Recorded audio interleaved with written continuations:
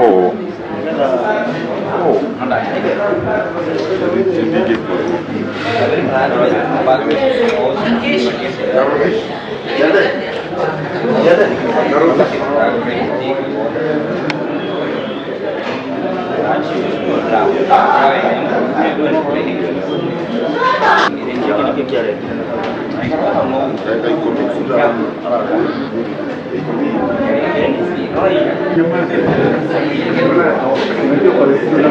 Yesterday morning at around 4 a.m.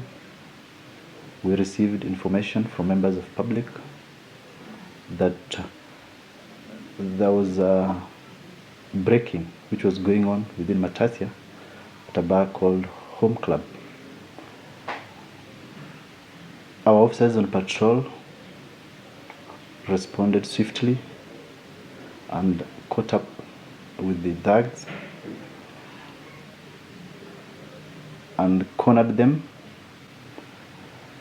fired a warning shot for them to stop, but they defied the order.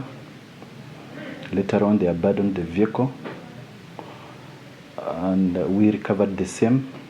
Therein, we got assorted of crude weapons, 3 sets of number plates, which I believe they change after committing the crimes.